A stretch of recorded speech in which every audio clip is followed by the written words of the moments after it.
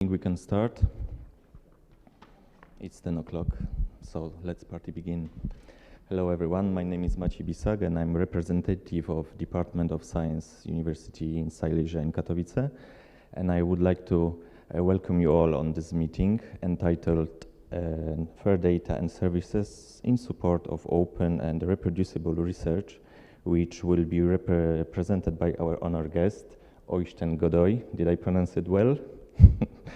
I would like to also mention that this meeting is held under umbrella of National Science Center, and we also have our fantastic advocate of open science in Poland, Natalia Galica. And what I would like to say is, so let's buckle up and let's explore the world of open science and its impact on research landscape. Natalia, would you like to add something? Good morning, ladies and gentlemen, present here in the room, but also those who are online with us. Welcome you all, welcome our honorable guide, Oysten. We are very pleased and honored that you came here to share your knowledge and experience regarding open data and research data management. It is a very valuable lesson for us, so thank you. My name is Natalia Galica. I am representative of National Science Center Poland, which is the founding agency in Poland, focusing mostly on basic research. So on the daily basis, we work with Polish and international researchers who represent the research excellence and research integrity, but also openness. And obviously, National Science Center supports this kind of events and meetings and honorable guests coming to Polish universities, not without a reason. Obviously, in 2020, we implemented open science policy, which mostly focuses on open access to publications. However, part of this policy is focused on data. They are not only open, but they are fair. So our beneficiaries, but this is very superficial now, so I prefer calling them our researchers. They implement open science in their daily practice. They need to publish in open access, but they need to also provide data in fair or according to fair principles. So that's why your speech today and your presentation and the great honor of being having the opportunity to see your practice is in fact the heart of the process. Yes, the reproducibility of the research, the openness of the research, obviously research integrity as well. As we all know, open data currently are also the key to research excellence of academic paper. And I had the pleasure 3 weeks ago participate in Coalition S meeting, and Professor Rorik said very distinguished or very special sentence that currently scientific articles are only portals to scientific data. So what really matters are the scientific data, because they are the evidence of scientific excellence, and in fact they are the key and the evidence of trustworthiness, transparency, and research quality of research paper. So that's why I will not speak any longer. I would like to give you the floor, and the floor is yours. Thank you. Thank you. I think I will start with the other microphone.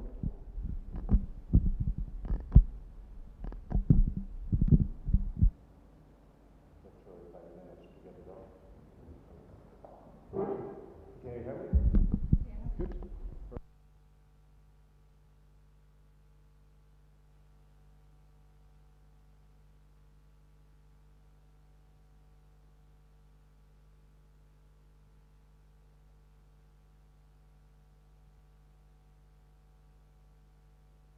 Data manager of SIOS, so Svalbard Integrated Arctic Earth Observing System, where we have a lot of Polish colleagues joining and contributing to the data management system. I think I've been working with Polish institutions on data management since the International Polar Year, pretty much in European Union projects. It's been a pleasure all the time. But over time, and my background is basically I'm a remote sensing scientist with an education in meteorology and oceanography, so I'm not a data scientist as such. I started with this because I needed to find the data to do my science. So it was pure self-help in this context. And over the time, I've moved more and more into the data management side of it.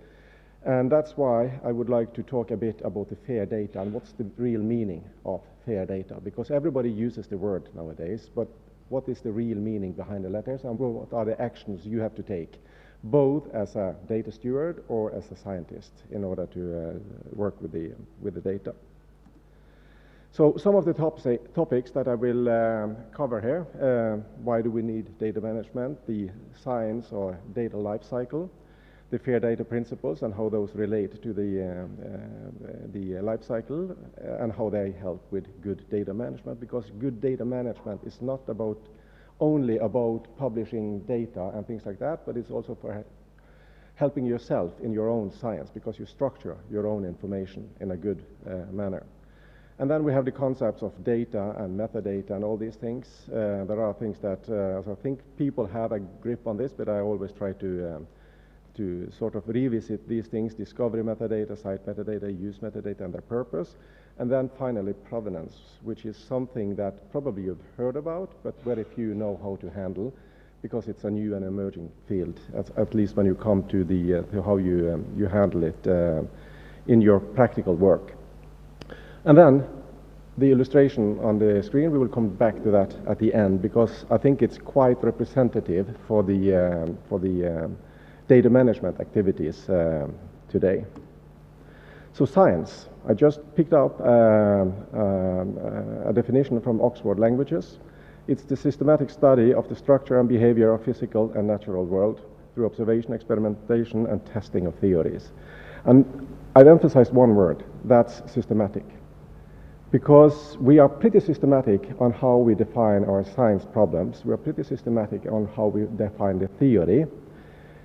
And there's a number of other things. We are pretty good at ethics and things like that. But on data management, it's more or less anarchy in how we work with the data. And this actually limits how useful the data are downstream. And as you mentioned initially, also your prime legacy is probably your data, not your scientific paper. If you do observations, your scientific paper on those data will be valid for 5 years, perhaps 10 years, but your observations are there forever. So that's the true legacy of the work that you do. So why not use Google? This is quite often asked in different contexts, and Google is pretty good at many things. We've had a lot of collaboration with Google in the context of the joint SEAN IASC Arctic Data Committee. But Google is quite honest also. They don't do data management.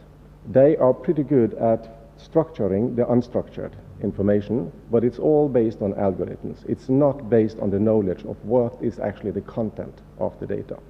And science is based on a shared terminology. If you work in a specific discipline, you share the terminology within that discipline. We need to do the same with the data. We can't just use any word in order to describe the variables, for example, because we need to be sure that we are comparing apples and apples, oranges and oranges, and not crossing between them.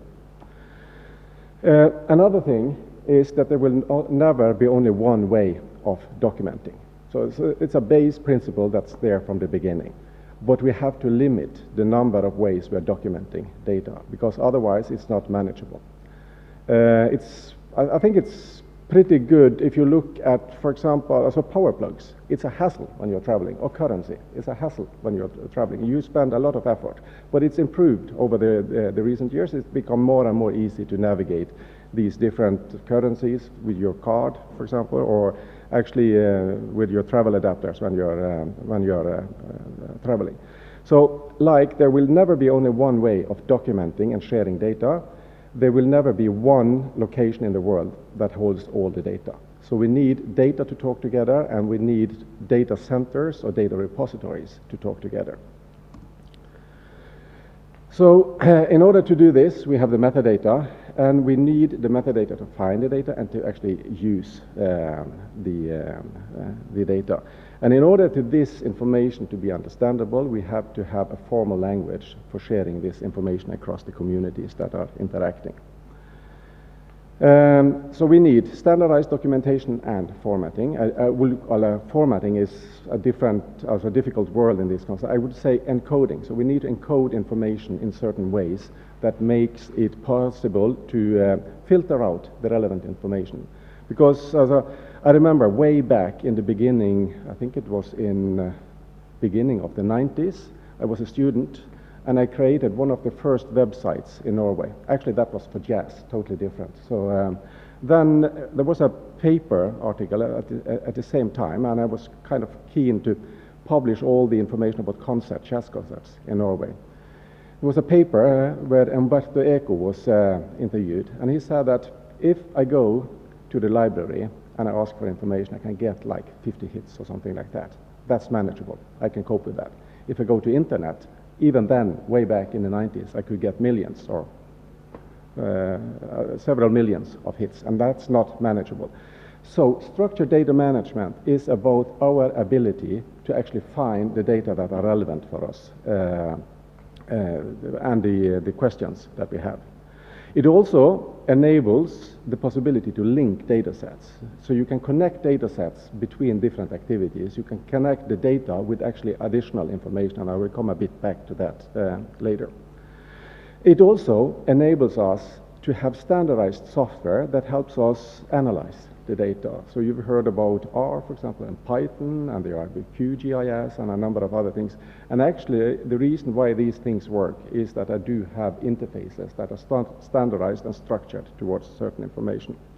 So it enables, also the standardized documentation and encoding of data enables users to actually use the data in a practical manner.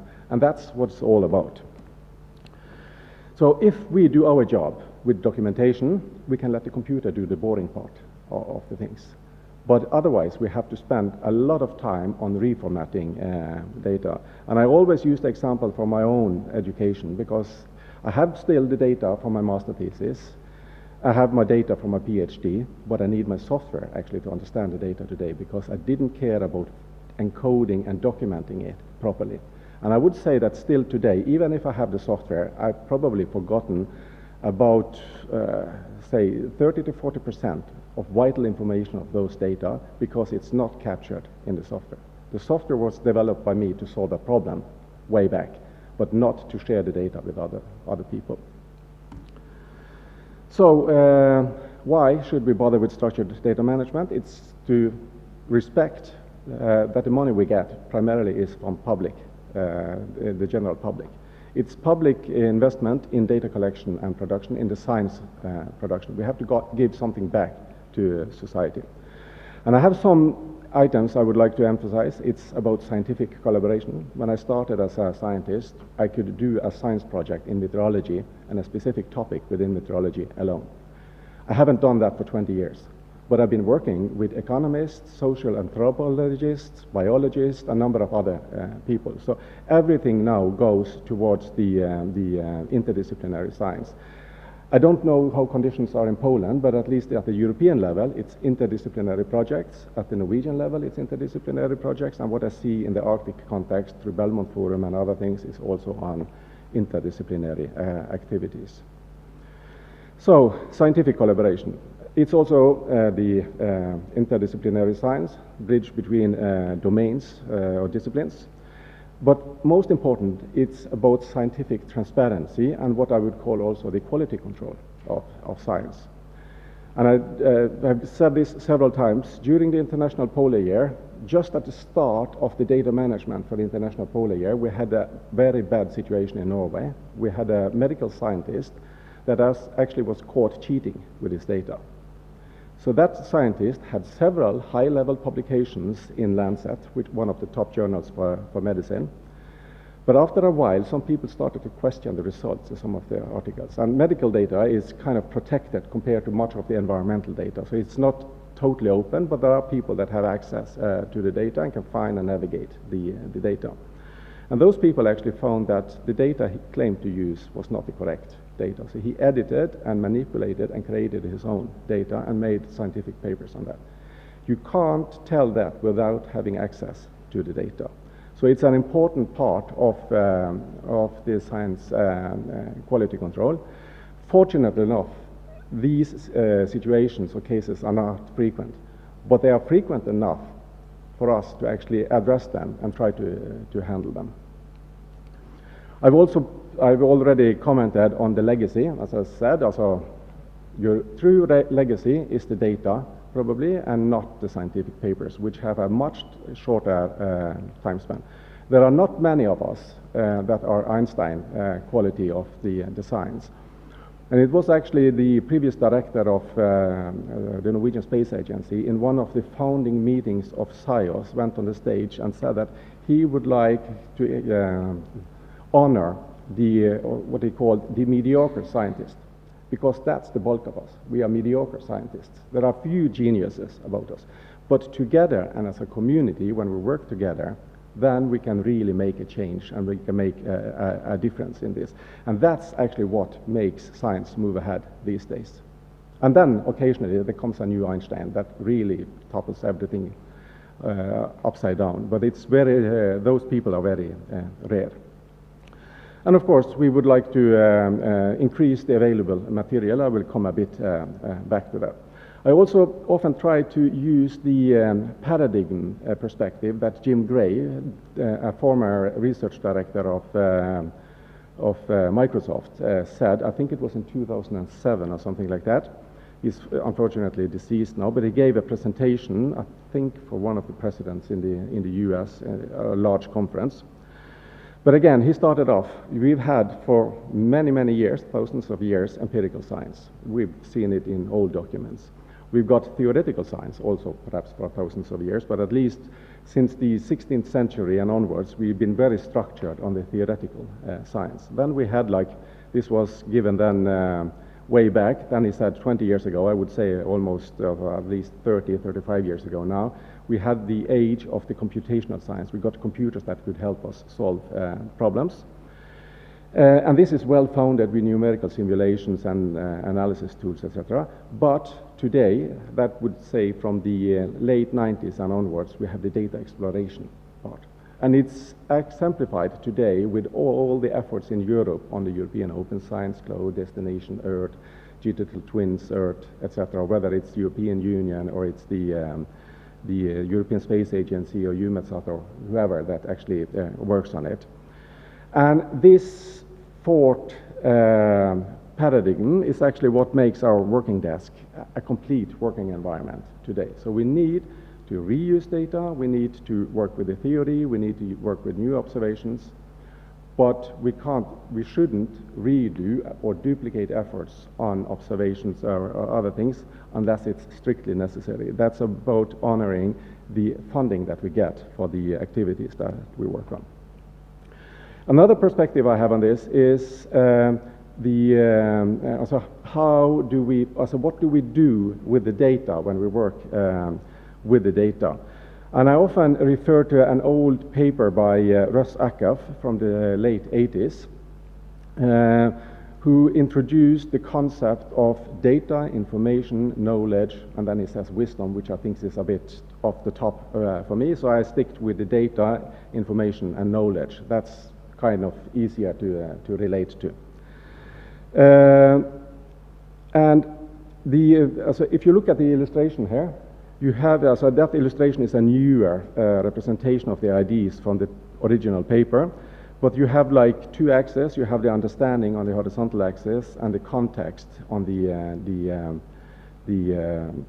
vertical axis. But the important thing here is that whenever you do a measurement, you get a value of something. But that's a value without a context, normally. So you can't interpret it in any particular way. You need the context to start interpreting the data and to start comparing that data value with other data values that you have. So when you move from data into information, you put some context on the data you have. And that's the documentation effort. You know how the piece of information or the data value was generated, what it's representing, etc., where it was taken, and a number of other things.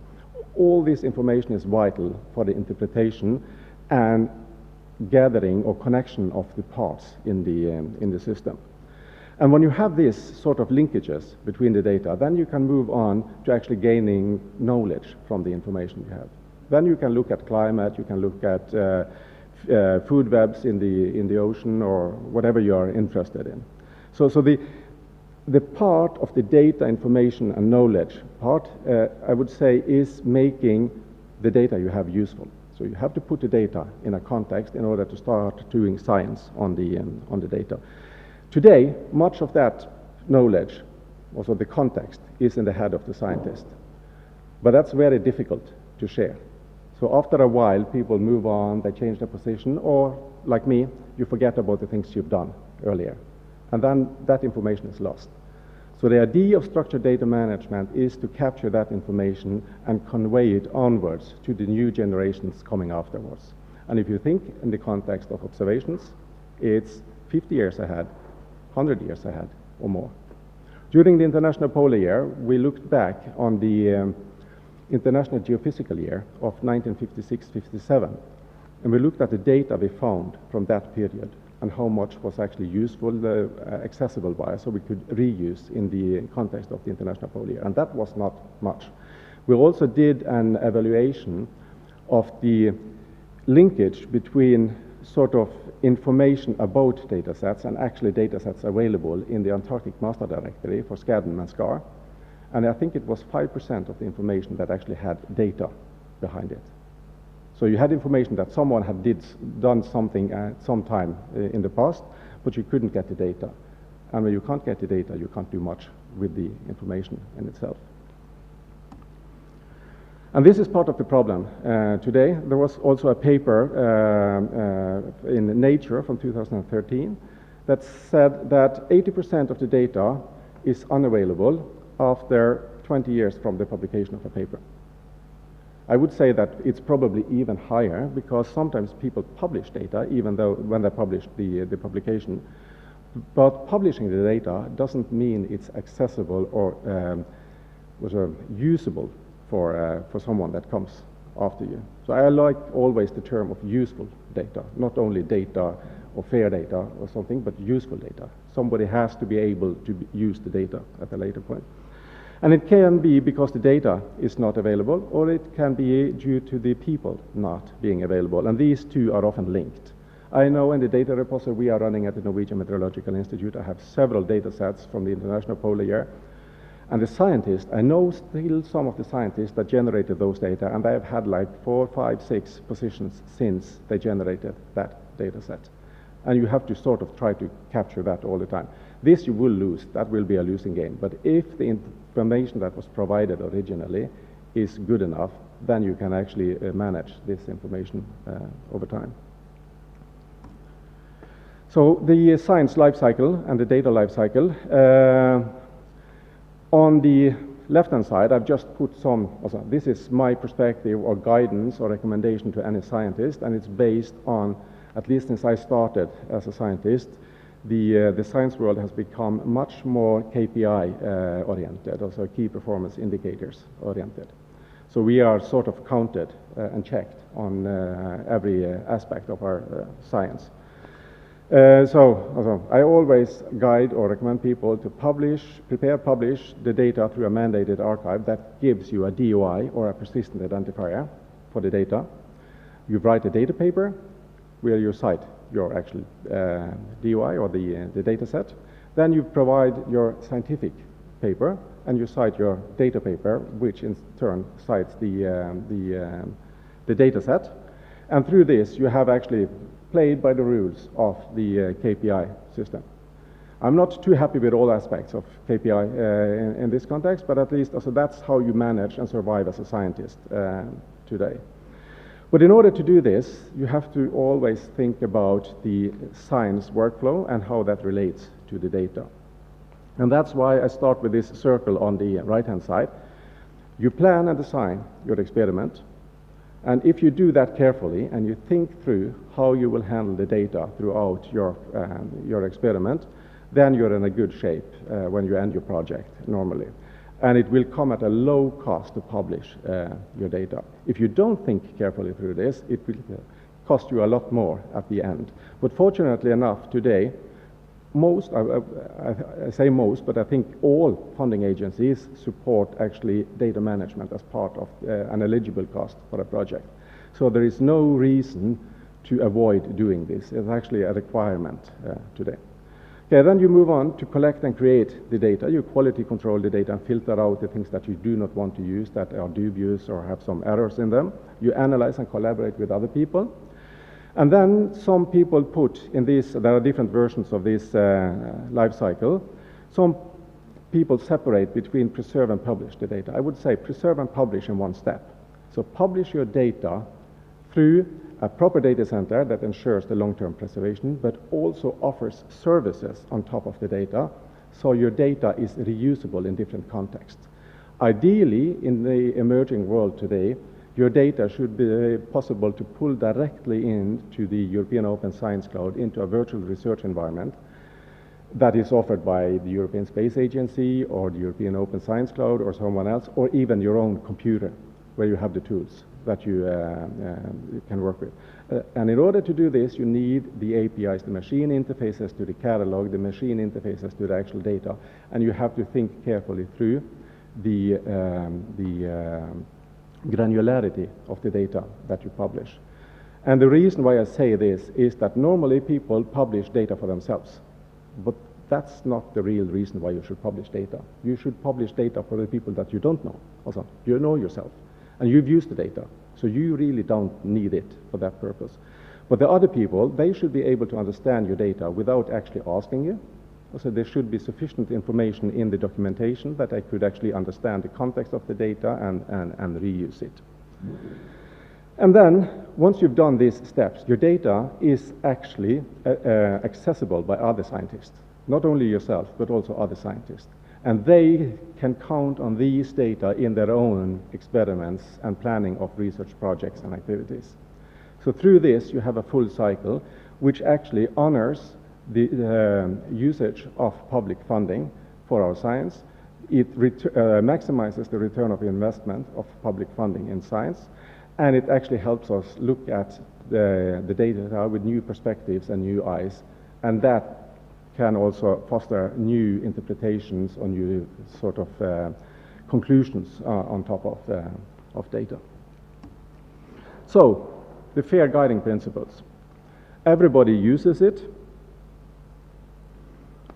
but not everyone has a full understanding of what the FAIR guiding principles are.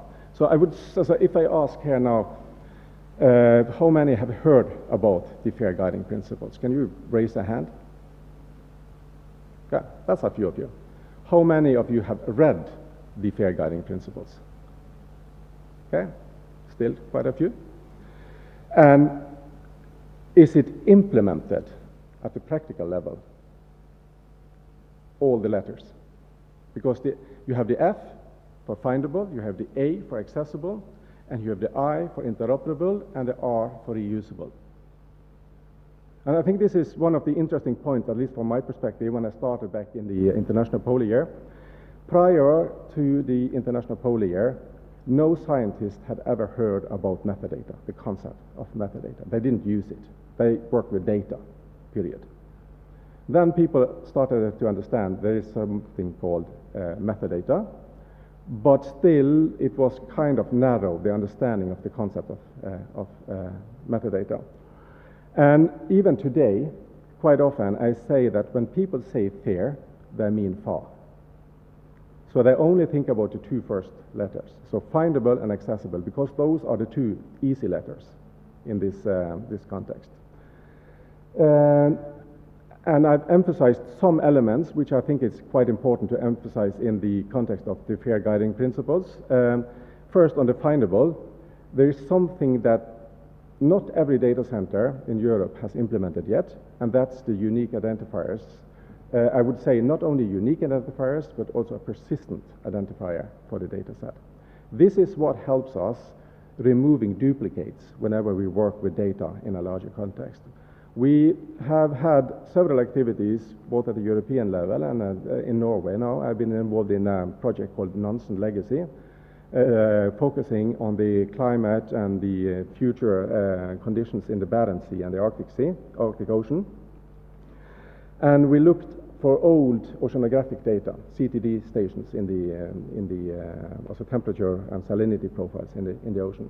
And we found quite a lot of data sets. But then we started to dig into this. It looked quite systematic and like a good data set. But in the end, it was perhaps 20% unique data or 10%, I don't remember the exact value in there. All the other ones were duplicates. The same data set being sort of routed into different data centers, different programs. And every data center and every program just scrapped the identifier and generated their own identifier for the data. And that's actually complicating science. You think it's the same data, but it's different data, but it's actually the same data. So care has to be taken on these unique and persistent identifiers. And you also have to describe the data with good enough, rich enough metadata. And at least in my world, that is also describing it with information beyond the sort of core information that you would put on a book or something like that. So you need more information for the scientific data. You need more details about how the data is encoded. You need more details about where the locations are, etc. in the data.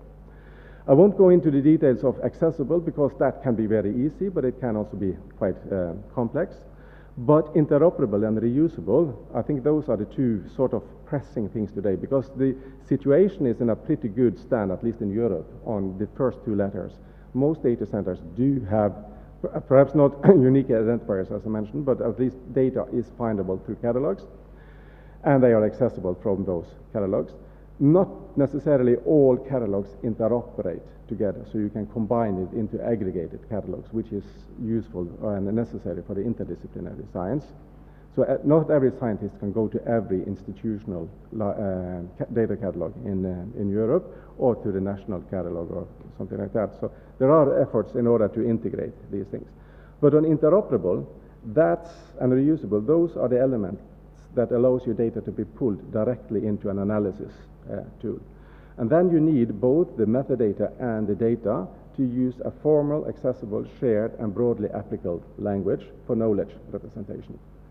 And this is basically another way of saying that you have to be structured, you have to use controlled vocabularies, and you are not inventing the terminology yourself. So you have to obey to the sort of terminology aspect of science. So both the information in the metadata and the data use vocabularies that follow the FAIR guiding principles. When it comes to reusable, it's also about the metadata, because you have to understand the content of the data, so you have to have rich enough information on the data. But you also need to focus on the data licenses and how you can handle the reuse of data. Whenever you publish a data set, you have to tell the potential future users of your data set, this is what you can do with this data set, or this is what you can't do with the data set.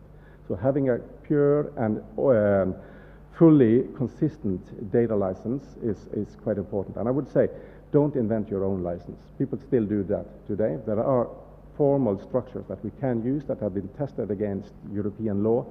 And that's basically the best approaches to use for licenses.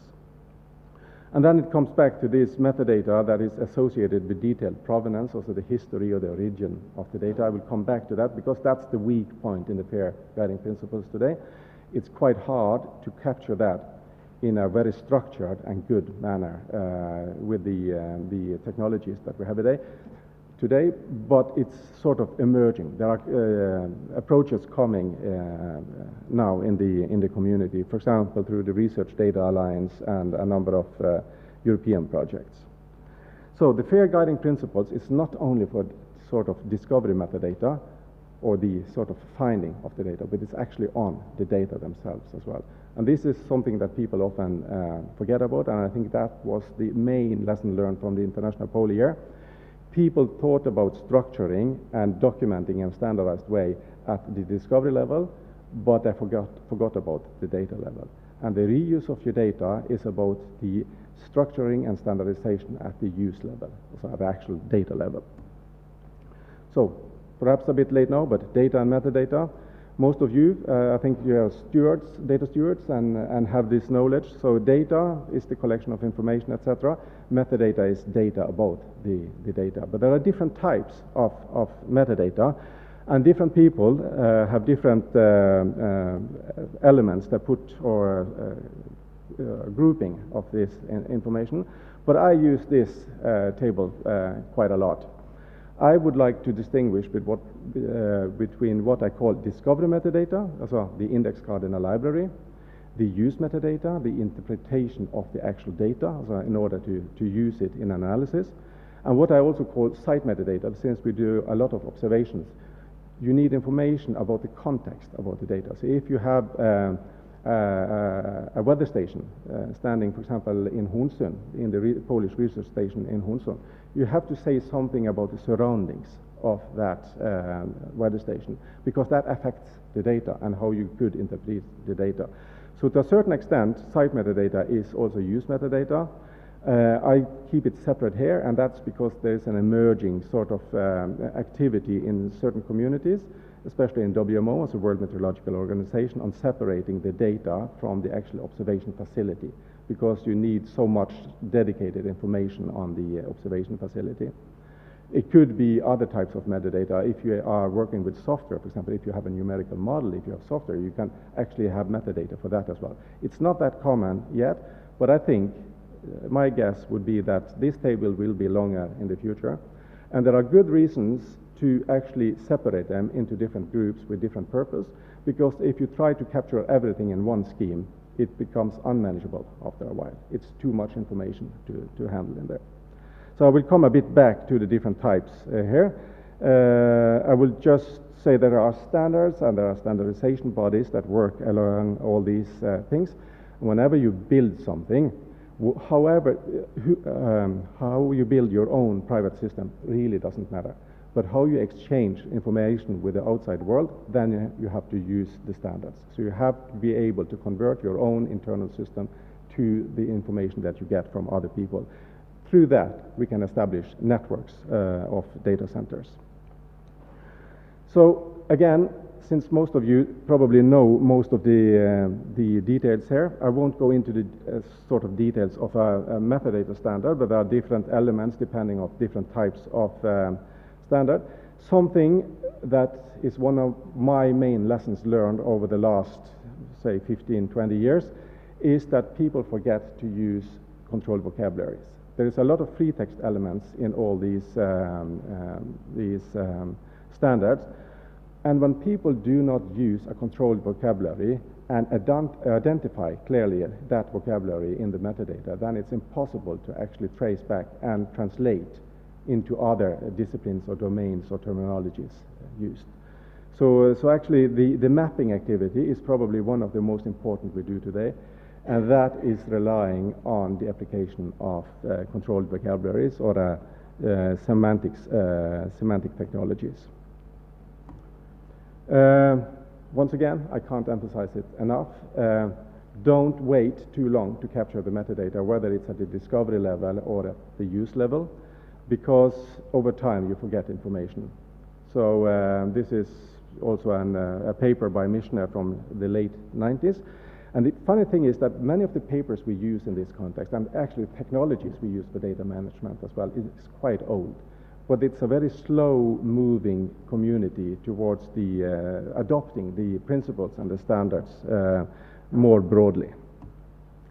So metadata, what are they good for? This is in the broadcast context. We have the capturing of information, we enable data discovery, and then we enable exchange and reuse of the information if we follow standards. If you don't follow standards, this becomes much more difficult, because then a data center that wants to aggregate information, they have to do a one specific solution for every data center and every data set, more or less, that I would like to integrate. And that's not scalable, and it won't work in a larger context.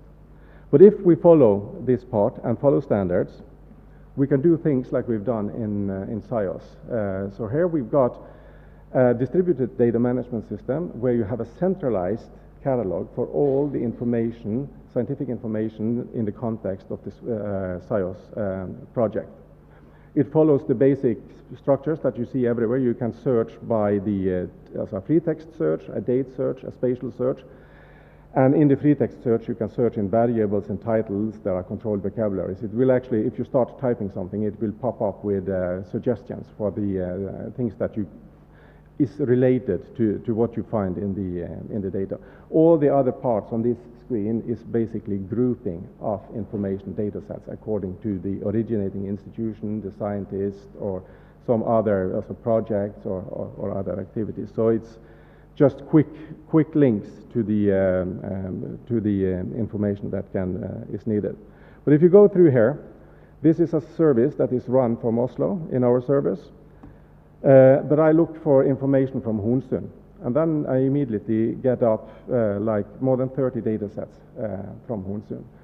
And this information has been pulled out of Polish data centers or data sets that Polish researchers have published in other data centers in Europe, in North America, or in Asia. I don't know where all the information comes from. And this is good. Okay, I know there is a lot of activities in Hornsund, but I'm interested in meteorology. So I want to learn something about the air temperature. Then there are 3 data sets in Hornsund. So all the way until now, we've been at the discovery level. And at the discovery level, I can move on. I can see that actually some of these data sets do have services behind them. So if you look at the bottoms here, for a data set, you can have like this show extended metadata. This is basically just the full metadata set, because what we show originally is just an extract of the metadata. But then you've got like open that, visualize, download as, you can also add to basket. All those rely on services. So once you have a service identified for the data set, then you can add functionality in it. If you didn't have those services, what you would see here is basically show extended metadata and export metadata, and then you could go to the landing page of that data set. That helps a human interacting directly, but it doesn't help your data being rediscovered and reused by larger, for example, numerical simulation activities, satellite CalVal activities, or integrated into EOSC or to the DSS of the European Space Agency or other virtual research environments. Here, there is also a clear license on the data. So it's not a fully open license, but it's a share-alike license following the predefined standard. So it's very good, and it's nice to convey to the user. And then you can visualize the data. And you can pull it up. You know, actually, you pull it up from the server in Oslo. It goes to the server in Warsaw, I think this data set is stored. And it shows a graphical interpretation of the data. You can read out the values if you like to. You can aggregate them, also create averages if you like to. And you can do other things on top of the data. You can even just save the screenshot if you like to, using one of the buttons in the application. So all these things help you in the process of discovering data. This is just the extended data set, but it's just to showcasing a thing that is under-communicated in data management today. So here you have a data set from Hornsund, but you have a research station there with good identification and information about the conditions on the research station. So on the platform, there's a direct link to the homepage of the research station and all the information about the station there. So this is about connecting information across domains. So you now connect the discovery metadata with the site metadata. There are also other fields where you can add publications using this data set. That's something that you can show up for the same thing. It can be software that is useful for working with those data. So aggregating and connecting information across domains is, I think, part of the future for these things. It's also, in order to make this work, and I will come a bit back to that, you have to standardize not only the data format, but you have and how you encode the data, but you have to have an understanding of a data model. So how do you actually build structures that help the computer to understand the data that is published? Once you have that, you can actually do transformations on top of the data. You can do reformatting. You can aggregate across, also generate new data sets from the same data set here. So if you have like 10 stations that you find this way, you add them to a basket, and you get back one data set of that and filtering actions. But you need to think about data, also data models for the data for that purpose. So that's why I have this illustration here. You have a number of data formats. As I said, all the data in the world won't be in the same system. There will be different systems. There will be systems that need to talk together. They have different encodings, but we need to be able to map them through a data model. And this is the difference between data management and managing books, for example, because in a library you show the books as independent pieces. You can give some overview on top of them, but you don't actually start merging them physically.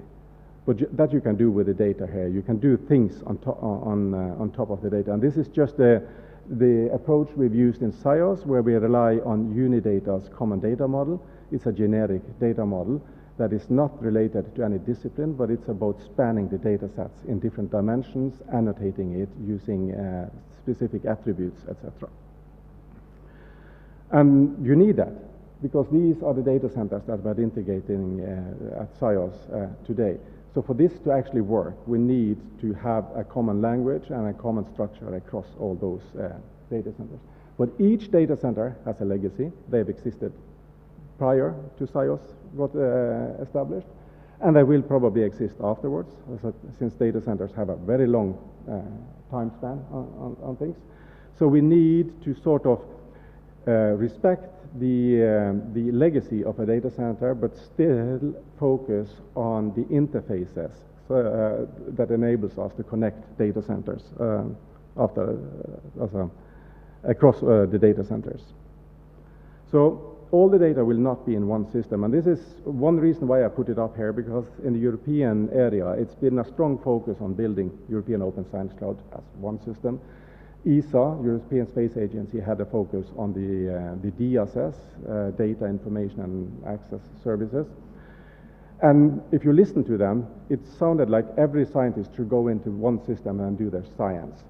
And there all the data would be. And all the data is not in there. There's a lot of data that is not in those systems. So we need to be able to communicate across the data systems or the data centers, and also across the various data sets that we work.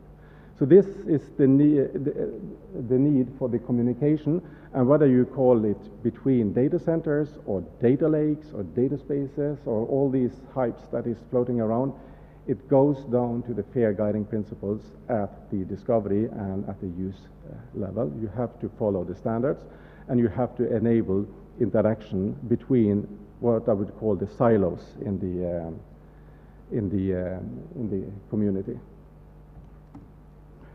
And this is at least my vision for the future, and it's not only my vision, I think it's quite a few. It's a bit poor on the lines between, but every cloud here is actually linked to the main cloud with the discovery metadata, and the users use the discovery metadata in order to access the information about a data set. And that data set of course, the discovery metadata should lead directly to the data. If you have discovery metadata without access to data, I would say it's of limited use. It's not of no use, but it's of limited use. There are some data that you would have to sort of have access and what you call access restrictions or authorization mechanisms on, social science data and a number of other things. But much of the environmental data could be completely open. Then you need to link it with the site metadata, so the description if it's an observation. It could be information about the software that you've used to work with the data. If it's a numerical simulation, you could actually have metadata for that as well. So there are actually metadata standards, not only for data sets, but also, and for site metadata, but also for software. There's something called code meta, and it's something that you can actually embed in your GitHub repository if you maintain your code in a Git repository already today, and it can be captured and used. Some data is based on physical samples, so we need to connect the data to the physical samples. Also, they are not readily accessible, but you have the provenance and the history back to the physical samples. if you want to redo things. As in this non-legacy project that I mentioned, we have this traceability from the published data all the way back to the physical samples that are stored in freezers or have been analyzed, or is possible to analyze at some point later in time. And then, of course, there's a lot of documentation that you should link to your data set. You have a data paper showing how you collected the data. You have the scientific paper, one or more, actually reusing the data, and it's good to connect them into the system. Could be a product manual if it's a higher order product, if it's not only the raw data in itself. There's a lot of things we can do here, but we need the computers to help us. And the key in order to connect these things is probably the DOIs or the persistent identifiers, because there are mechanisms that we can use with computers today to actually fill in this information automatically so that people don't have to do it manually all the time. There's one thing I've learned: if you ask a scientist to document, that's the most boring part they can ever do, except some administrative work probably. And then if you ask them to duplicate the effort of documenting, then it's an even worse situation. So we need to use the computers to help us generate and connect this information. So again, based on the audience and the time, I think that when it comes to discovery metadata, most of you know this. It's something somewhere that can be accessed under certain conditions, and there are someone actually responsible for it in the short. And there are different ways of encoding this, but this is the whole sort of starting point or the foundation for the structured data management. If we fail on this level, then we fail later in the process as well. And this is just to show how we do it in SciOS, because this is not a standard, but it's the logical model we are using in SciOS. And this is just to show that when you build a data center, first of all, what we did was saying that if we use a standard, the standards evolve quite slow. So we are likely to experience challenges or needs that is not covered by a standard today. And then we will have to adapt whatever we implemented. And then we are violating or breaking the standard. So instead of that, we said that we build our own system, we have our own model here, which should be compatible with existing standards. So we can generate a lossless transformation into any standard at the discovery level here. We have translations for the vocabularies, we have translations for the structures, the elements, etc. But in this model, we sort of collected the information that we thought was important. And I work in an applied, an operational institution, so we do deliver the operational services on weather and ocean and securing life in Norway, but we also do the science. So I have one foot in the science world, and I've got one foot in the service world, the operational services.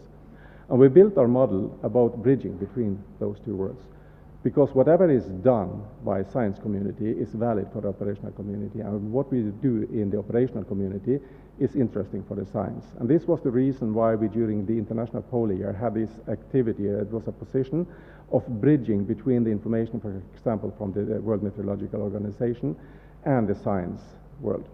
And even more important, also here it's probably not that important, but if you move into the polar regions, Antarctica, Arctic, the high mountains, almost all the monitoring that is done on a routine basis is done by the science community and not the operational communities. So there is a mutual benefit, and there is a mutual dependency between the communities to exchange the information. The science community needs the weather forecast in order to go into the field work, whether it's on terrestrial, as a land, or in the ocean. But at the same time, the operational community needs the observations back in order to improve the forecast and give a better sort of information back to the users. And this is part of the reason why WMO 2 years ago actually approved a new unified data policy for WMO, which is now focusing on bridging on partnerships. Partnerships with science or the research community, partnerships with industry, partnerships with other communities, so that you can exchange information freely, because there's a mutual benefit. And here we have like different boxes. We have platform information, which is relating to the site metadata. We've got information if you know about the storage on the things. You've got linkages to other data sets. You can build parent-child relations on data sets, but you can also create sibling relations between data sets. Networks you can generate this way. It's just keywords determining the relationships that you're establishing. Related information is the papers, for example, or it could be the software, and it's again keywords saying that this is a data paper, this is a scientific paper, this is a software actually published for the data set, and things like that. You have the access parts, you have the citation information, very important for the science community, for the visibility. Much of that is done if you use the persistent identifiers, but still quite a few of the data sets we do add a text string for citations because people are not used to the DOIs. It's the constraints, whether it's on the reuse or access to the actual data. Keywords, again, across different domains and terminologies. And extent, that's quite important. In my world, at least, every data set has a temporal and a geospatial location. And without that, it's actually very difficult to reuse the data, at least automatically. So that's something I see many data centers actually violate. They publish data sets that is clearly a geolocated data set and time, but they sort of do not append the information on where and when for the data set, which complicates the reuse. And then, of course, the contact information for the data center and the contact information for the people that has worked on the data sets, the PIs, etc. And then it's about data in a context. And as I said initially, this is about the data information knowledge chain. What is the meaning of a number? We see a number outside. There's plenty of comma-separated files that are published, and there are numbers in them, but how do I interpret the number? And that is sometimes, quite often, quite difficult. So there's basic metadata needed for any use of the data, and there are better ways than using comma-separated files or ASCII dumps of data to actually capture it, because the other structures are more like a database-oriented with attributes that is richer and answering all these aspects in the data. And it's also about the data should explain themselves, because data can be used in different contexts. So to put data in context is important to maximize the value of the data, to make them talk together, and to make them traceable. And if we have this information in there, we have smart combination of information that is possible, and that has much larger potential than single observations in themselves. So this is just one example. This was an example we used when we developed the World Meteorological Organization information system. So you have a temperature, and it's 31.5, and it looks nice. Many people publish data sets like this, but I, as a scientist, without knowing the context, I have a lot of questions on those data that is not captured by most people that publish the data. So for what purpose? When was it collected? So the timing of it, was it an aggregated value? Was it an average over a time period, over a spatial cell or area or something like that? If it was an observation, when was the sensor last calibrated? What's the quality control that has been done on these data? Actually, according to whom is this a temperature? Is it in the ocean? Is it in the soil? Is it in the atmosphere? And at which levels? So there's a lot of information that is lacking, and this is the purpose of the use metadata.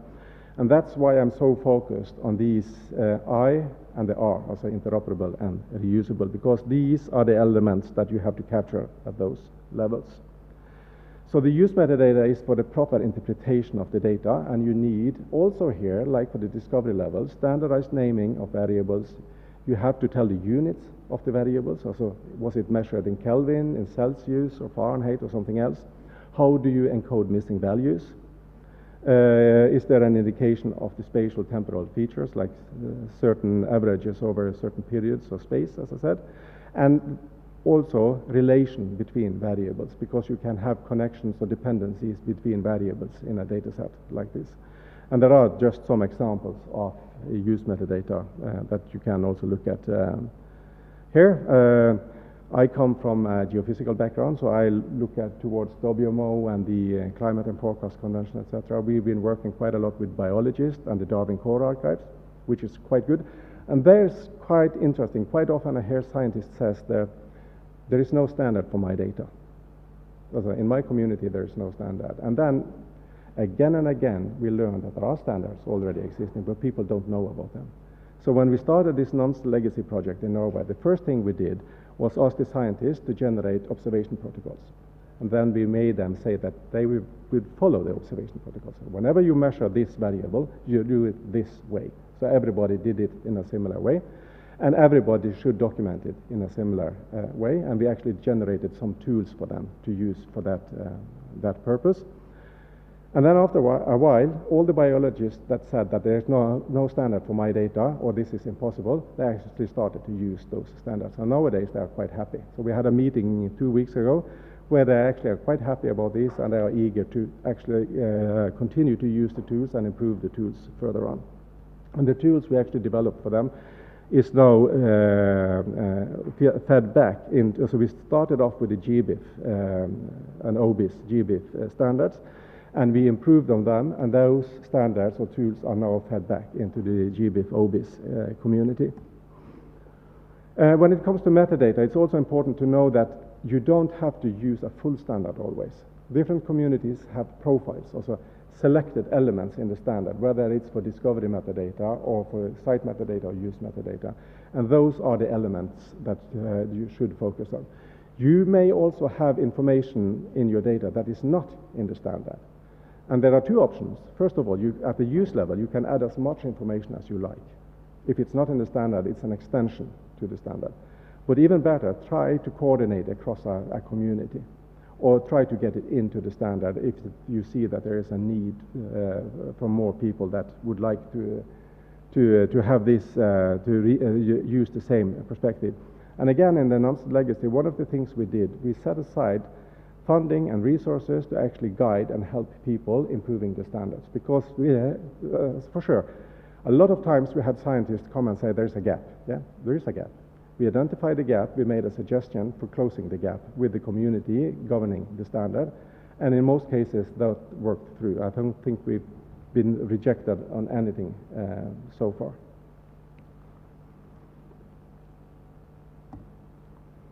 And there is a lot of concerns about writing metadata. One thing that is always mentioned is the workload.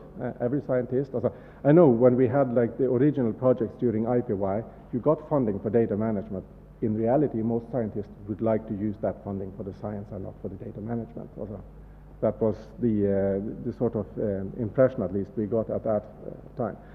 But again, if you integrate this in the science life cycle, you think carefully through it from the beginning, then there is a small effort, I would say, because it's an effort. You have to learn it. But once you've done it once, you can reuse it in different contexts. And then you will benefit it down the life cycle of your data. So if you do that special effort in the beginning, in the end, when you publish your data, that will be a much simpler process and much easier to do. And it's the time and resources to create, manage, and maintain metadata. This is already part of the grants that you get today. And as long as you have a good structure on it, it shouldn't take too much time. But there's always a first time for things, and that it costs something. But I think it's better to do it than actually not do it, because it increases the impact of the data that you're generating, and that, in essence, is the impact of your science. It's the readability, usability of the data, and there's only one answer to that. That's the standards. Use the standards. Do not invent your own standard. So I think for these elements, guidance and have some support mechanisms at the institutional level or at the national level is quite important, so that you can help and guide people through and facilitate the process of documenting the data. And then it's also the discipline-specific information and ontologies. And ontologies is a difficult word for most scientists. Controlled vocabularies is much easier to understand because people can relate a controlled vocabulary. But the important thing is to create tools that help people work with the ontologies or the control vocabularies when they document their data. And this was also part of the work that we did in the Nonsense Legacy project. I'll come a bit back to that. So, when it comes to metadata, use descriptive and clear writing. And it seems so sensible, common sense, to say this. It shouldn't be necessary to write it. But there are so many, I would right out call it stupid documentation of data sets, which makes it impossible to find and reuse the data set.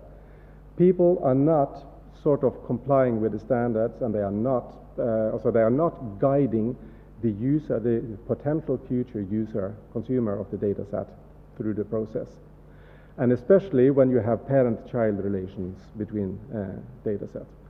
The rest of the things here I think I've mentioned earlier, but there's one thing I would like to mention: be detailed. There is no such thing as too much metadata. And if it's not in the standard, you can still add it if you think it's useful for the data consumer. But you have to think a bit careful through how you put it in, so that it's actually understandable by a person that is not yourself, also without the knowledge that you have. So the goal of the metadata, regardless at which level, is to give the user enough information to know if they can use the data without contacting the dataset owner. And if we are failing on that, that's actually a challenge, especially as the European landscape of research infrastructures is emerging now. Another thing I would like to say, and this comes a bit across the various aspects that we do. In the short term, also get your house in order, also just start doing it. It won't be perfect the first time, but you have to start at some point, and then you can evolve over time. We all learn in the process. When it comes to date time formatting, this is something that is so difficult to work with, and if it's not thought through, then it creates a lot of frustration at the data consumer level. I've had data sets, for example, on surface irradiation that I was wanting to use in Norway from different providers across Norway, where you had hourly values of surface solar irradiation, but no one told me if the timestamp was the mid of the hour, the beginning of the hour, or the end of the hour. And actually that small piece of information is vital in order to properly use the data and use it with confidence. If there is a cloud-free day, I can try to estimate it myself, but that's waste of energy. You could have told me when you created the data, and that would have been much easier. And then, in the long term, ask for guidance, and this is where I understand that you have a solution now, so that's perfect. So I would say that colleagues, you always have a colleague that is good on data management or structuring information in your group. Also, I think most people have that. But you have data centers, you've got domains, communities, etc., that actually have this information, and that is reuse that. So in Norway we have like this rules when you walk on skis in the mountains during winter. Also always ask the local people for guidance on where to go, and this is the same in this context. I see that we are running out of time, so I will just skip through some of the last slides here, but use self-describing formats. I'm a strong advocate for some of the most, I will come back to them, the self-describing formats, but those are formats that use actually the formal knowledge representation that is identified in the FAIR guiding principles. Because there is a community that has developed a standard for how to do this. They have a terminology, they have attributes, etc., elements that I would like to capture on the data set. So having these structures are quite important. The documentation standards we in SciOS for the time being is promoting is for biological data or biodiversity data, the Darwin Core Archives, because it's huge, it's already there, there's a global network on the information. So whenever people come with this type of data, we try to say, use this standard, don't invent your own. You may have your own. So basically, this is a zip file of spreadsheets. But sorry, the spreadsheets is structured in a specific manner, and there is a specific vocabulary that you should use on the data. I would show a tool that we created for this. And for geophysical data, oceanography, meteorology, it can be a number of other things, even for biodiversity, for that sake. We have the NetCDF according to the Climate and Forecast Convention. And I don't say NetCDF, I say NetCDF because that's a container adhering to the Climate and Forecast Convention, because that enforces a structure in the container. So that's the thing that you need, this structure in the containers. And if not, you can create your own sort of documentation as a format, but then you need to give guidance to the user. And those data, if you create your own guidance, those data won't automatically show up in any sort of virtual research environment or anything like that.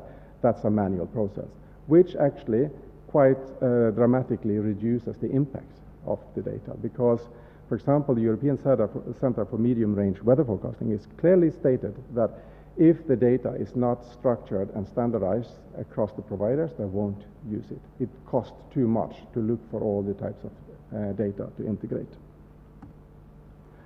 And then it's about the granularity when you publish the data. And this is also something that is very difficult, because you have to switch your mind. You're a data provider. You think as a data provider, and you're providing data to yourself, and you think all data consumers think you're similar to you. But in reality, you don't know who the data consumer is. So whenever you document data and publish data, try to think about the reuse of the data by different communities. And they have different perspectives on this. For example, they may only be interested in a small part of your data set. So I've got two examples on the right-hand side. For example, you can publish all the weather stations in Norway as one data set. But if you're working in the northern part of Norway, you're not interested in the weather stations in the southern part of Norway. And weather stations come and go over time, so you have different time, time duration for the different weather stations. So actually having this smaller granularity improves the impact of those data and the integration into different, what I would call workflows or value chains. Same, if you have the oceanographic community, they go out with a research vessel, and the normal procedure is to publish all the data from the research vessel cruise, because that's how the scientists collected the data. But if you're a numerical modeler, you're not interested in all the data from the cruise. Perhaps you're interested in some data from that cruise, some other data from another cruise, and some data from a third cruise in a specific region, because you're validating something or assimilating the information into the model. So if you have a higher granularity on the data that you publish, you increase the impact of the data and actually the potential for reuse of the data. And this is also where I think a bit about this with parent-child relations. Instead of just publishing one blob of your data, think about generating parent-child relations about the data. You can gather all the individual stations for a research cruise under a virtual data set, which is actually the cruise, the research cruise. But this mechanism allows you to integrate individual stations for a research cruise into the use case for a satellite CalVal activity or a numerical simulation activity. And these are just some examples from the SciOS website. If you insist on using spreadsheets, prepare good templates, adhere again to this time specification that I mentioned initially. Use ISO 8601 for the date times. Always, whenever you put dates, for example, into the file names, because people work with files, put year, month, day, and not day, month, year. It's again, play by the rules of the computer. The computer will help us structure and work with the data. If we don't work by these rules, we have to battle with the computer all the time. So it's about making the computers help us. Don't mix tables and spreadsheets. So one table per sheet, generate a README sheet, generate a metadata sheet if you need to, with key value pairs. which makes it quite easy to automatically process this information into some other type of information that is more suitable for data publishing and integration into a virtual research environment. And this is also one of my sort of important things, if you have missing data, say it's missing. We spent a lot of effort in the World Meteorological Organization on having stations reporting snow actually say that there is 0 snow on the ground. Without that, we didn't know if there was 0 snow on the ground or if people had overslept that morning and didn't check the snow cover on the ground. So if it's missing, specifically state that it's missing in the data. Yeah, I think I will skip through some of these. This is just this is how you shouldn't do it, but this is an example generated by my institution of a spreadsheet that is hopeless, in the sense it's column-oriented, yes, but it has 3 columns according to the header, which says it has date, time, and message. And message can be much. If I look at the data, I see that it's temperatures and it's air pressure, probably wind in there, and wind direction, and a number of other things. But there's no way to tell from looking at the spreadsheet. So, and people publish this kind of information. And it's not reusable, and it's not easy to understand for anyone. I've said it before, NetCDF, I'm promoting that. I won't go into the details, but there is quite important to know that NetCDF, people think it's only for gridded data. It's actually very good for observational data. It's an OGC standard, so it's a high-level standard. And WMO now have a dedicated task team on defining profiles. So if you have a weather station, if you have a permafrost station, if you have a radiosonde, if you have a CTD station, you publish it like this. That effort will come out of the WMO, and that will make life easier. Yeah, I will skip through that, but just say that it's not only a binary file, it saves you a lot of space. I've published a lot of NetCDF data, for example, for CTD stations, which are normally published in ASCII. But in the end, when I publish them in NetCDF, I have more information available for the user, for the data consumer. It takes less space on disk, and disk space is actually something that costs these days. So how you store the data makes a difference. And there is a human readable form of the data, and there are tools actually to get that.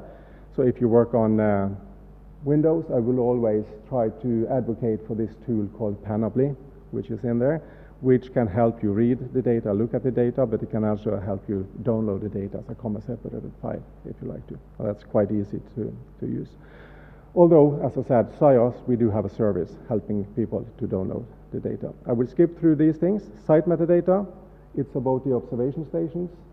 An event with a result that is a property of something, so you've measured something somewhere, and you've used certain procedures in order to measure it. I won't go into the details about this either, because we are running out of time. But on the SciOS website, for example, I think that's part of the guidance or facilitating work for data management is to have communities that work on developing tools, that work on developing guidance material for the scientists. And in SciOS, we do have validation services. We have conversion tools for between ASCII or comma-separated files and the NetCDF file, because the NetCDF file, then we map the data directly into the data model, and we can build services on top of it. We have a number of tools. It's called Nansen Legacy tools there. So Nansen Legacy, that project chose to use the SciOS project as the data management tool. And the benefit for SciOS is that we've got plenty of free tools back to the community. We started off with the Nansen Legacy tools, and 2 weeks ago we actually published the learnings from the Nansen Legacy template generator. So that's all the lessons learned during the Nansen Legacy project that we incorporated to a new version of the template generator. And this is basically a system that can generate templates, spreadsheet templates for you. And in the templates, you got validation, there's a column-oriented format, There is a linkage to the vocabularies that you would like to use. There is a validation of the input, whether you want a text input or a numeric input at different levels. So this is the old generator, this is the new generator, and you can actually extend it. There's several extensions to it. This part I will skip, but then it's the provenance, that's the last part. It's information about the entities, activities, and people involved in producing, so it's actually close to the discovery metadata, but it's also more than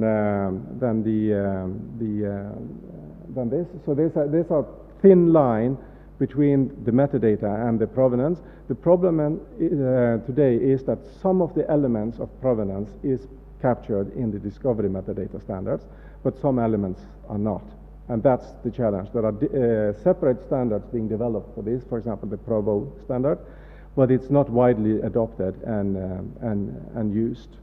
But these are the things that you should capture in the provenance information. But you should also capture, for example, if you have a data set that is based on another data set, you should have this linkage of between the data sets.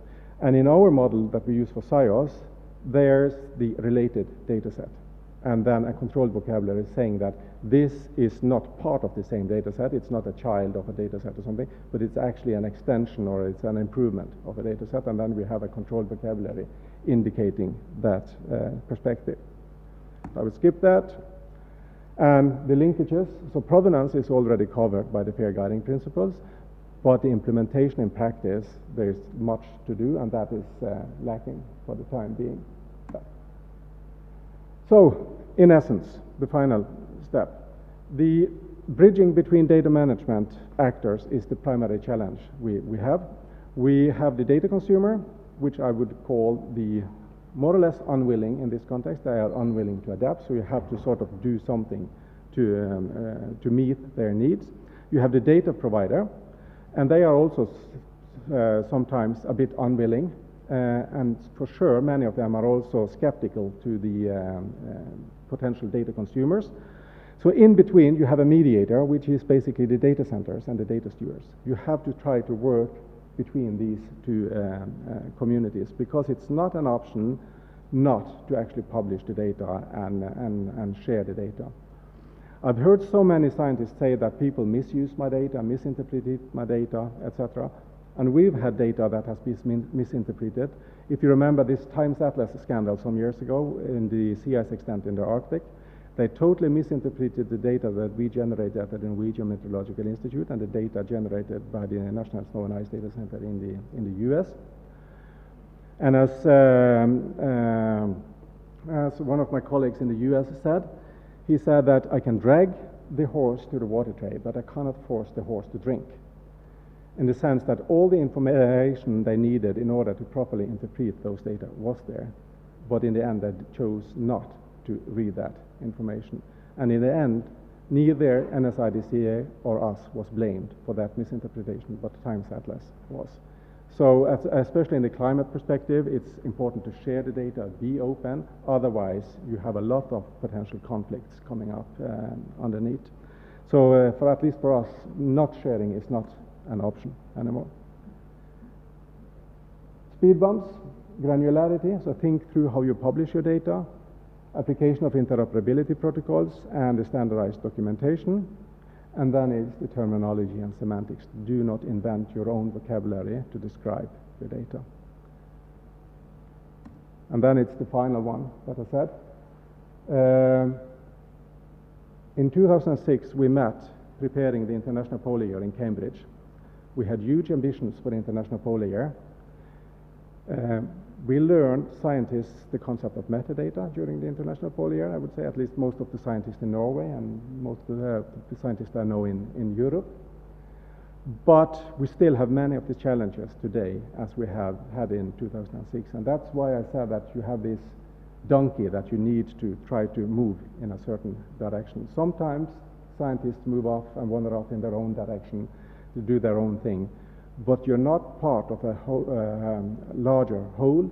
You're not contributing to this data information knowledge chain. So the real benefit is actually to have the donkey with all the goods it's carrying to move in the correct direction, because that's where you have the benefit in the long term. Thank you. So.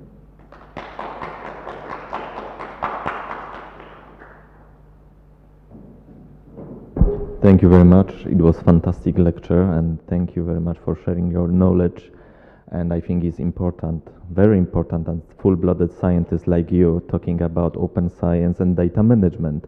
That is not another data steward, it's not another someone from National Science Center, and actually scientists talking about those things. Unfortunately, we do not have any questions from YouTube chat, but maybe we have questions from our audience. Do we have any? You should have. Natalia? Thank you very much. It was excellent. It was an excellent example speaking about research data management from the perspective of a scientist, but also presenting a system working at the state level, so basically Norwegian system, but also international level, speaking about SIOS. And this is something what we need here in Poland, because as you found out about the metadata in 2006 in Cambridge, we found out about metadata in 2019. So we are a little bit behind.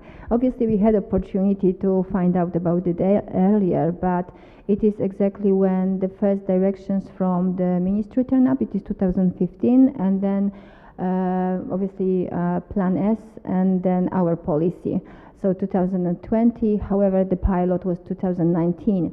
And as I see the donkey, I really like it, because, you know, I took many notes and many questions on the way. Probably I don't want to take too much of your time here, and we will have opportunity to speak later. But I see the donkey as the bottom-up and top-down approach, and we need both. So on the one hand, there is a role for the state, for the founding agencies, for European Commission, for EOSC. They all represent like top-down approach. Like state, for example, in our case, it is science evaluation system. In Poland, we have only indirectly opportunity to use open data to evaluate our scientific activities. It is the third option, so the impact on society and business. Then obviously we have National Science Center, which is obligatory to manage your data, prepare a data management plan and implement it, and obviously it is evaluated at the end of the project. Then we participate in EOSC, and we participate in Horizon. In Horizon it's already obligatory. In EOSC, obviously we are all going to European data space for research data. So, but it's good to see, because it gives also a good argument for researchers at the at the operational level, to show them the direction.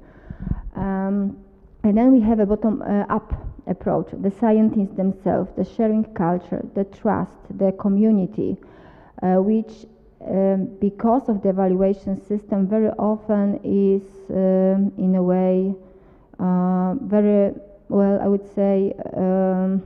It's very difficult to achieve, because scientists also compete between each other, right? Not only at the national level, but also at the international level. So the question is, which elements would you consider for us at this stage important? That's the first question. The second is, all of these issues, especially regarding scientists, can be easily solved. I mean, maybe not easily, but everything you have presented needs to be implemented by scientists. It is when open science works, yes? But that can happen only if scientists themselves and data stewards as a support system, support human resources for scientists, have knowledge and practice and skills. And that happens through education and training. And that can be either in the curriculum, of, for example, postgraduate courses, PhD courses. So the question is at what level, or other trainings provided. So how it is about the sharing culture, in, like, from your perspective, from your practice, and how it is about training system for the researchers to help them to develop the sharing culture through knowledge. Thank you. Thank you. It's a very good point. This between bridging again between the bottom up and the top down. That's quite evident in many places. So it's of vital importance. What I would say that the lessons I've learned when it comes to the donkey and all these things, I don't focus on the old scientists. I focus on the young generation. And that's where we had success in Norway. We focused on PhD students, but even they told us it should be embedded earlier in the study. So they should start learning about this earlier at the master level or something like that. And now more and more universities in Norway are actually offering some sort of introduction to data management. You have research schools for PhD students, but it's also embedded into the training of master students. And I've done now several years, some hours in a course for bachelor students at the university in Tromsø, because there was the prior data manager of Nansen Legacy. He actually got a position there, and he sort of introduced it, and it's growing and growing and growing. And the feedback from the students is that this actually helps them in their sort of process towards a PhD and all these other things. So that's where I would focus. And I would also not focus too much on just going after people, telling them how to do things, but identifying the gaps and try to create tools that help them. So at least the data center where I do work on, we say that people should deliver the data in a publishable form from us. We check the content, but then we also generate tools that help them publish the data. And there are other data centers in Norway that have a different sort of approach to this, where they actually take the data in some raw form, but then they spend a huge amount of resources in the communication back and forth with the scientist. And actually having the scientist that really knows the data do the process on the cell with the best tools available and guidance available simplifies and makes it a much more cost-efficient process. Because in the end, we want most of the funding to go to science. So.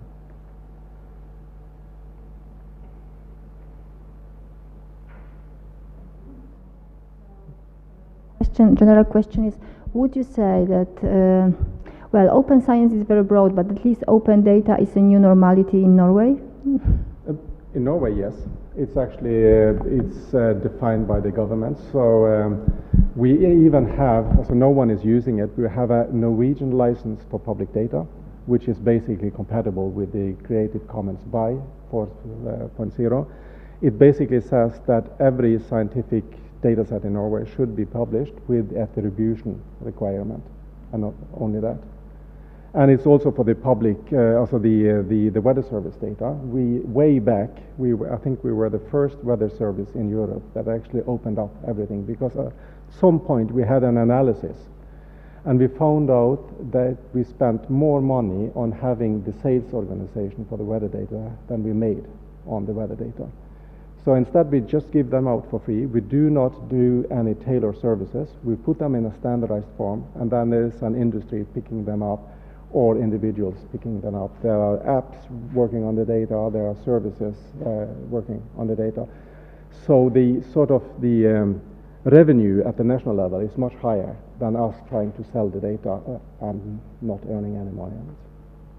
So in Norway, open data is the policy. But I think it's also important to always remember as open as possible and as closed as necessary, because it's not all data you can put out totally open.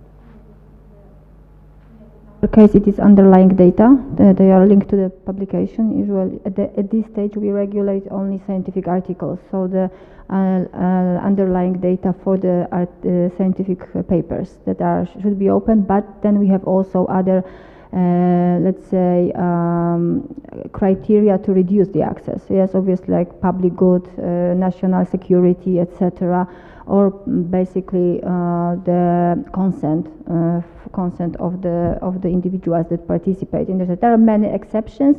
However, the researchers need to put good rationale and evidence that the opening of the data is can be provided, following the first standards.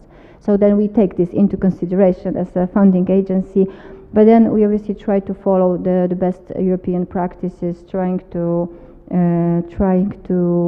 implement, as you said, and it was very great to see that you are mentioning all these elements that National Science Center implements. So, namely, obviously, not only FAIR principles, but PIDs, so persistent identifiers, metadata, documentation. We have Creative Commons 0 as our default license for reuse of the data. And obviously the use of FAIR data repositories.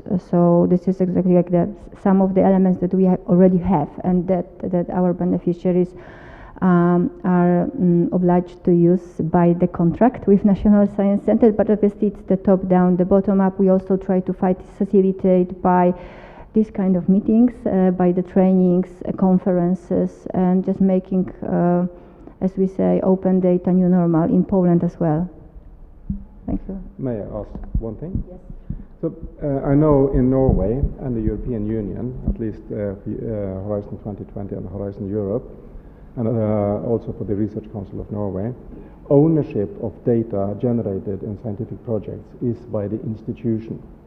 Yes. Is that the same in Poland? Yes, the same. Yeah. So it's not individual scientists? No, it's the institution. At least in Norway, some scientists thought they actually owned the data, and this is something that you cannot convey onwards to the years. Yeah, exactly. It is a process. It is a process of educating. So it's very complex because, as you said, teaching about open data, it's also teaching about the data quality, about the infrastructures, about the software, and then also intellectual property rights, in fact, to whom the data belongs. In our case, we have a national act regulating use and reuse of public sector data. So all the data that are financed from the public resources. And it is a national act which is in fact implemented following the directive of the European Parliament and Council of European Union. And it was implemented in Poland in 2021. Now we are waiting for the national open data policy, which should arrive soon this year, and it will even more regulate information about the regulations regarding opening the data. And now there is a key definition in the national act already saying that research data are the public sector information, because they are financed from public resources. So on the one hand, they are public information, and because they are financed from the taxpayers' money and the public money, they need to go back to the taxpayers.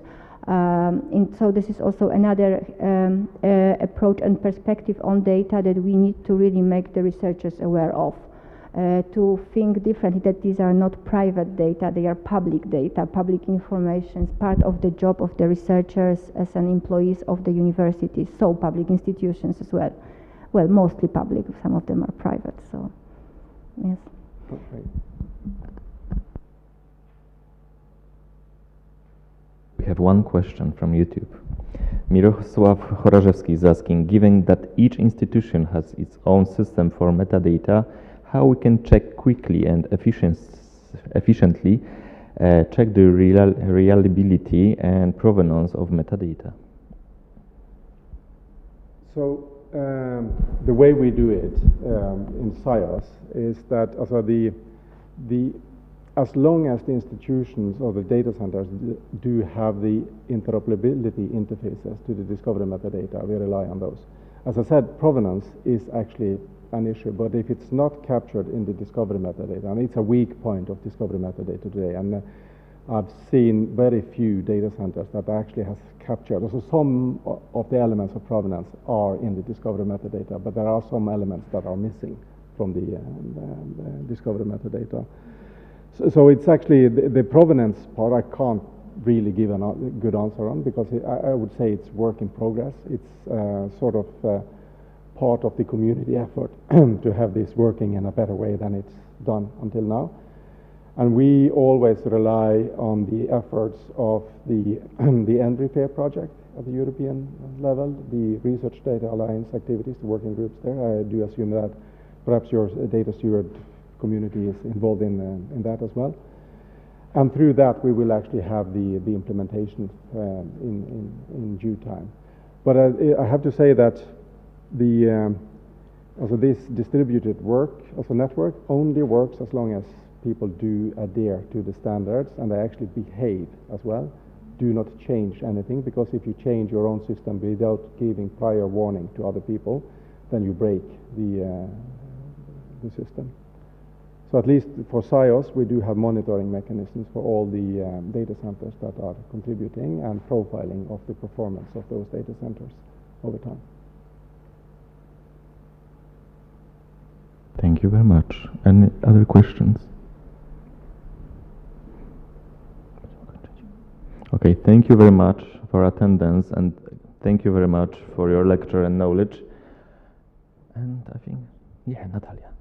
So let me also thank you for an excellent speech and introducing how the theory works in practice, and for many years now, so that it was very good and valuable. And I hope we will be able to use your case study presented now today, and your experience furthermore on our trainings. And I would like to thanks first of all University of Silesia for hosting this excellent event. Thank you, Maciej, for hosting the event and all your efforts, and then thank you, Dr. Ignatiuk, for inviting our honorable guests. So we are very pleased and thankful. And last but not least, I would like to thank the audience for participation in this event here in the building of the University of Silesia, but also in front of the monitors through the online transmission. So thank you very much. Obviously, hopefully see you soon at any other event related to open data and open science. Thank you very much. Thank you. Thank you.